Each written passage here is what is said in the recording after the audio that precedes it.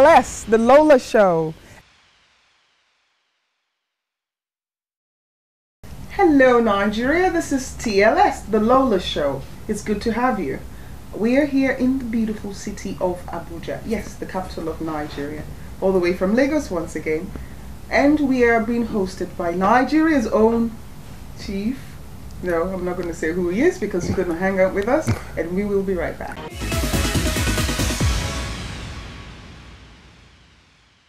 Welcome back. This is TLS and I'm Lola Sanusy. We are in this glamorous home of David Oluwafemi Abdul Latif Fani Kayode. Great to have you on TLS. The pleasure is mine. Great to have Thank you. Thank you for inviting us. Thank you for coming. Thank you for coming. You are so young. Well, we thank God. Yes. Chief David Oluwafemi Abdul Latif Fani Kayode was born in October 16. He's a politician, essayist, poet, and a lawyer. Chief Fani Kayode was a special assistant to the former president, Olusegun Obasanjo, from July 2003 to 2006. Minister of Aviation from 2006 to 2007. You come from a very prominent political family, highly powered family. You come from a very prominent family. Can I say that you grew up with a silver spoon in your... Well, perhaps I was given more opportunities than most. If I didn't come from the kind of family that I came from, I don't think I would have had the opportunities that I had in life. So to that extent, yes, I had an advantaged background, yes, and childhood. Probably because we placed a lot of value on education. I mean, my family didn't start with my father.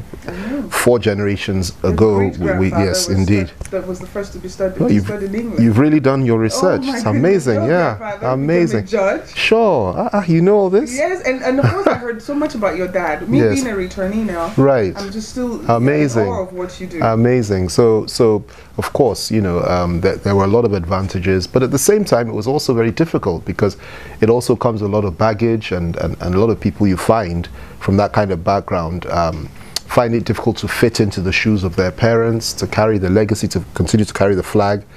It comes with a lot of pressures. You know, it's not a one-way thing. But you're from a political dynasty. Yeah. And it's almost expected of anyone who knew your great-great-grandfather that the next generation was going to carry on in his footsteps.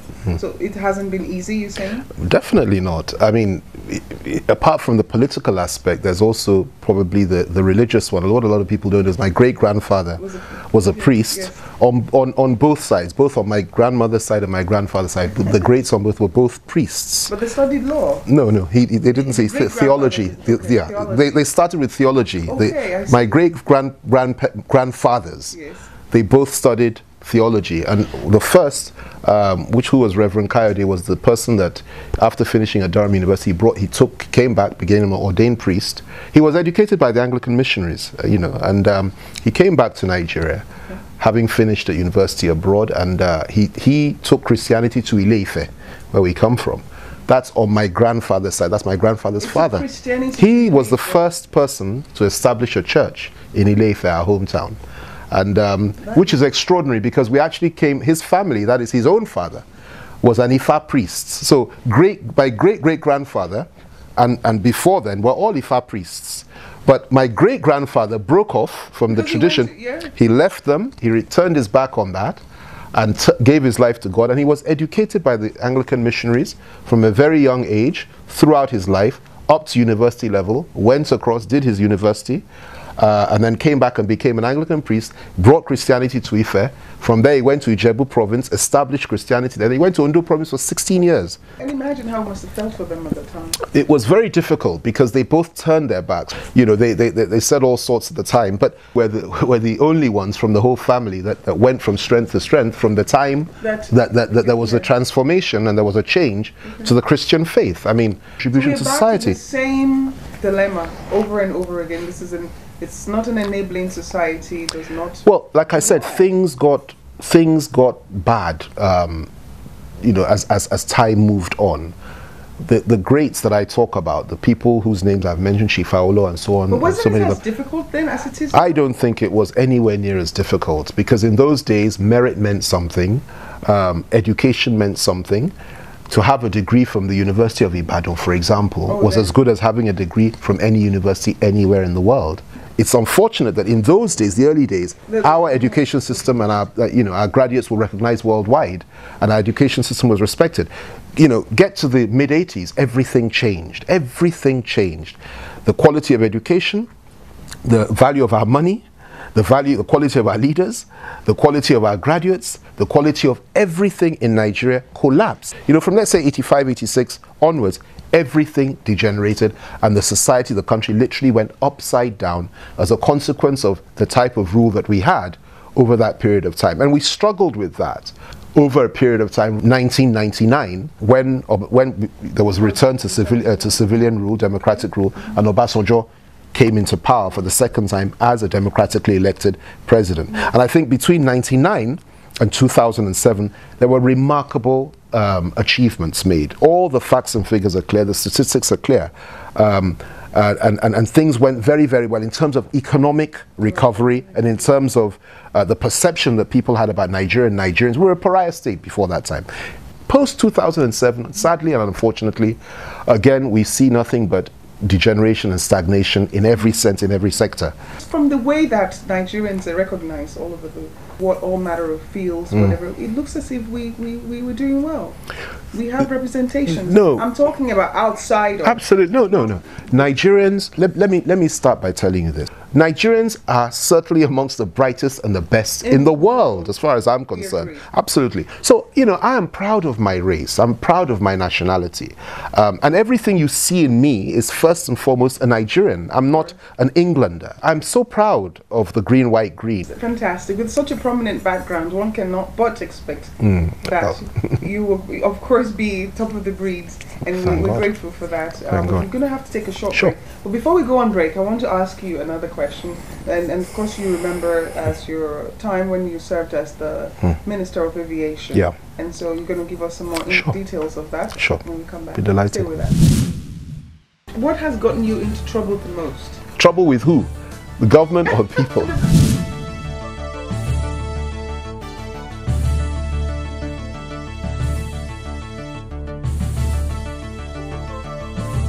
Why would anybody want to manipulate the cause of an accident?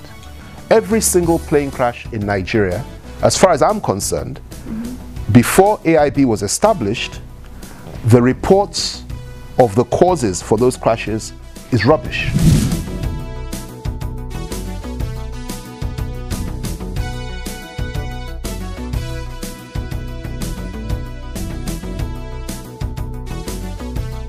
Would you be willing to take a flight in Nigeria? I don't have my own private jet.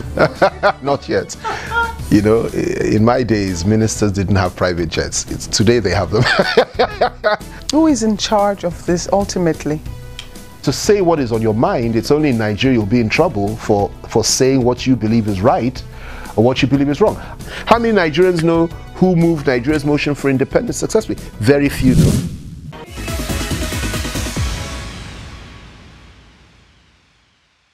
I'm going to take you back to be in aviation. What did you think led to all the crashes that Nigeria experienced? Well, it's a very controversial question. My views are based on the knowledge that I acquired over a period of time. While serving as minister and also post that time. And even before I became Minister of Aviation, I was concerned. I mean, I was in the government from 2003 and I saw what was going on. And, it was very clear to me that there was a lot more to this than meets the eye. I mean, a lot of people don't even know the facts. Like I said, if Nigerians were to research a little bit better, they would be alarmed at what the facts are. Let me tell you very briefly. The crashes really started in 2002 with the EAS crash. Okay, from 2002 for the next 10 years, that is up to 2012. The last 10 years, let me put it like that, we have had major crashes in this country consistently. And when I say crashes, I mean plane crashes, helicopters, or small aircraft. As a matter of fact, I'm the only Minister of Aviation, there was not one crash under my tenure in the last 10 years. Every other Minister of Aviation, there was either a big one or a small one. There was loss of life under the tenure of every single one apart from myself.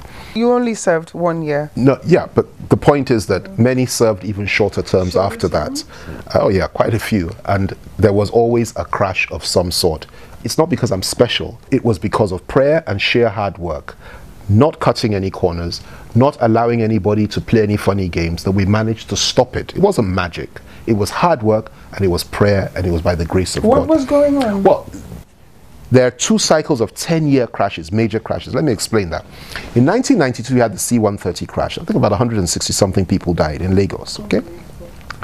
10 years later, in 2002, you had the EAS crash. 147 people died. I think it was in Kano. 10 years after that, you had the Dana crash in Lagos. I think about 140-something people died. It's not just a question of 10 years. Listen to this. It's also that within that 10 years, it was like seven days before or after the one that took place the previous 10 years. Do you understand what I'm saying? The second cycle started in 1996. ADC plane crash, okay? And I think 130-something people died. I can't remember the exact figure. 10 years later, 2006, ADC crashed again 7 days before, 7 days after the exact 10-year mark. You understand? All right? That's the second one. Great. The next one. This is a chilling the next one, revelation. If that cycle is not broken, 96, 2006, what, 2016? Am I correct in saying that? That's 10 years. 2016, if the cycle is not broken, you will have another major plane crash, okay? You know, which will be represent a continuation of. This is from studying. This is purely from research. I'm not getting spiritual here. I'm asking you, I'm challenging you and your viewers to do the research. The year before I got there, listen to this very carefully. We lost 453 people from crashes. The 1 year before I became Minister of Aviation, 453. The last 10 years, we've lost about 850 in all, in 10 years in this country, from plane, chopper, and light aircraft crashes. But the year before I came, we lost almost over half of that, which was terrible, which means 2005 to 2006 was probably the worst year in aviation history in this country. There were 5 crashes, and we lost 453 people from those crashes, okay? And so when I was redeployed to that sector, it was a matter of deep concern to me that why on earth would I be asked to come to such a place? Because it's frightful. I mean, what was going on there? The morale was low. Everybody was scared to fly. The staff of the ministry were obviously they were devastated by what was happening, and you had so many mourning and weeping families to look at and talk to. And you know, what are you going to do? And I, for one, had prayed to God, I don't want any blood to flow under my watch. It's one of the covenants that I have with God. And I prayed to God that this one, because we're dedicating it to you, no blood must flow. And we prayed to God, and I had an army of pastors praying with me. Throughout the time, at the various airports, we rededicated the ministry to God. We had people physically in the 4 major airports praying 24 hours. We did a lot of things as we were led by the Spirit, very strange things. And you know what? We worked extremely hard on safety and security. People smuggled. Well, God was doing his. God was doing his own, and we worked extremely hard. I was literally paranoid about taking risks for anything. And we made sure the regulatory agencies did their job. We made sure every relevant person did their job. And that's how, and we warned the private airline operators. Was it on record that it was due to some negligence somewhere? Well, that's another very, very controversial thing. I happen to know a lot because I had access to all the files. Because I saw most of them. And I studied them. I now compared them to what we call the NTSB report, which is, the NTSB is an American organization which is mandated under ICAO laws, international airline air travel laws, to investigate any crash that takes place anywhere in the world. I relied heavily on the NTSB reports. Because they were credible. Because they were credible. But the ministry was filing its own reports, which, as far as I'm concerned, were incredible and completely dishonest. And I said so. I said complete deception, complete dishonesty, collusion, covering up.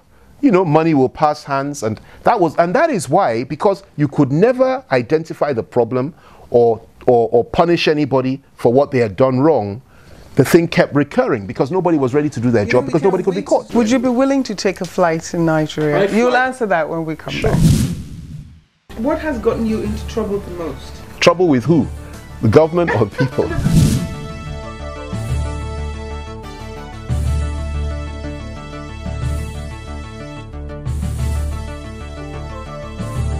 Why would anybody want to manipulate the cause of an accident? Every single plane crash in Nigeria, as far as I'm concerned, before AIB was established, the reports of the causes for those crashes is rubbish.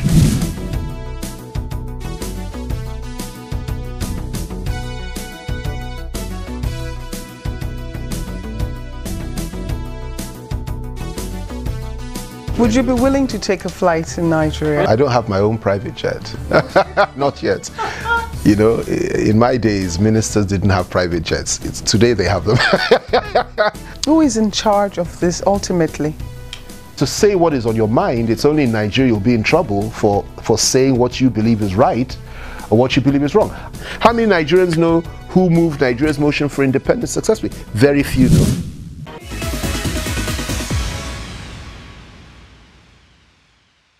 Before we went on break, we were discussing with our Honourable Minister and Chief Fani Kayode, who's graciously hosting us in his home. Thank you once again. My pleasure. You were going to ask whether the airlines we fly these days are safe, or that whether you would patronize the airlines in Nigeria? But I do all the time. I don't have my own private jet. Not yet. You know, in my days, ministers didn't have private jets. Today they have them. Or so I'm told. I've never seen one. So I'm told they try. No, I hear they fly by private jet most of the time. And nowadays, but I don't have a private jet. So of course I do. And I fly weekends. I fly any day of the week. You the assurance because I'm a praying person, and by God's grace, you know, me, none of mine, never can it happen. Amen. You know, in Jesus' name. Not to make anybody scared. I mean, the reason why we say these things is for people to understand that there needs to be prayer direction, and you need to know the nature of a problem before you can solve the problem. This idea that we should just turn our backs on the facts and the statistics and not do the research and just keep on fighting, you know, it's just absolutely absurd. It's an indictment for anybody. You know, it's almost like an insult on God to say, why would God do such a thing? It's not God at all. I have to turn the table on you personally. Okay, sure. And find out what you do. I know what you do now. What do you do because your brain seems to be like going 1,000 miles per hour. What do you do to relax? I write poetry. I read a lot. I read. I love reading. I've read and reread Shakespeare. I read, you know, Charles Dickens, all the great classics, and I write poems. I read poems, and then I read the Bible a lot. No, I mean, I go like anybody else. I socialize quite a bit, but I also spend a lot of time on my own, reading, writing poems, writing essays. And trying to, sorry? What's your favorite one you've read? Favorite written poem? Yes. Wow, that's a tough question. Probably one called I Stand and I Fight, which I wrote during the Yaradua years, which was a very deep, very long poem, but very deep, prophetic. I stand and I fight. And there's another tribute to the warrior. And then the love poems, Remembering McDreamy, is a good one. There was one I wrote titled St. Bart's. What was it? Something about the God-sent child. The God-sent child, St. Bart's and the God-sent child. That's another beautiful love poem. I've written about Tender You Are. I've written about 10 very powerful love poems, but I also write some that are very psalmic in nature, inspirational. And then I Stand and I Fight, a tribute to the warrior, about war, about warriors. I've written ones that are proverbial in nature. It's like from Proverbs, you know, like the book of Proverbs in the Bible. Some about God, you know, why do you believe in God? Things like that. But I am putting them all together eventually in a book. Yeah. It's and that is something that I'm waiting to do. So I do a lot of that, and then I write essays about what's going on, and I've been doing that for almost 20-something years now. It's nothing new. Well, I've been criticizing governments for many years before I joined any government. We fought the military. I criticized the military. I've been writing. I've been in the public realm in terms of writing since 1989. Yes. And even the government that I joined, I criticized President Obasanjo's government effectively post-99, and even pre-99, even post-99 to a certain extent, until I met him. It's when I met him And we sat and spoke for 8 hours, the first meeting that we had. And that's when I began to appreciate what he was trying to do. And I joined, and once I joined, I did my job. After that, I went back to what I was doing before, keeping governments, criticism is an essential part of the democratic process. Absolutely. That is why it's called democratic. Absolutely. You have to be able to do it. And it's not always criticism. You also give credit where it's due. What has gotten you into trouble the most? The most? Well, that's a difficult one. Trouble with who? The government or people? In '96, I was very critical of the government, and I was advised to leave the country quietly, which I did, and I relocated back to Ghana, and I was in Ghana throughout that period. So I had to leave Nigeria for that period. It was difficult because I was living in exile, but I was doing what I was doing from there to assist the struggle against military governments. The real challenge for me, I think the greatest challenge for me probably was when I was at Public Affairs defending President Obasanjo as his spokesman. I think probably for me that was the most difficult part of my public career. What most about your background shape your value or your outlook? Well, I think the most, for me, probably the fact that my father was a great disciplinarian. He would do anything for you, give you whatever you wanted, provided you did very well at school and you were focused on your work. So that has carried over into my life. I've always enjoyed life from a very young age. Was this in a quest to satisfy Dad, or eventually it became part of you? It's literally part of me. The truth is that I just believe that you need to be able to make the necessary sacrifices to achieve things. And at a very early age, my father taught me this, that virtue, that courage is the greatest of all the virtues. So you look at whatever you want to do courageously, you go into it courageously, you fear nobody but God, you get the job done, and you ensure that you make a mark in life. And the key to this is this, that by the time you pass on and your time on earth is over, let there be a legacy of some sort. You know, the glory that goes with having a legacy, that your name will not die. What would be a good legacy to leave your children? Well, for me, just to be able to maintain a standard that, look, yes, I'm Chief Fani Kayode's son, but at the same time, Chief Fani Kayode was the father of Femi Fani Kayode. And that I also have Folake Fani Kayode, Remi Fani Kayode, and my other children that will come after me and do even better than me.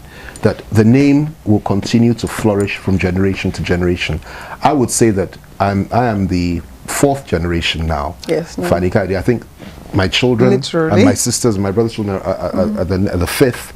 I believe that they will do as well as we have done. Keep the flag flying. Whatever little knowledge we have, a wealth of experience we pass on to them, they keep the flag flying, and the family goes from strength to strength. What I will not do is to allow myself or my family to be pushed into irrelevancy by the circumstances of our country. As long as I'm alive, I'll continue to make a contribution because I know where I'm coming from, I know what I'm called to do, and I'll work hard to pull Nigeria forward. So I want to be remembered as a strong Nigerian and a man that believed in Nigeria and in the Nigerian people.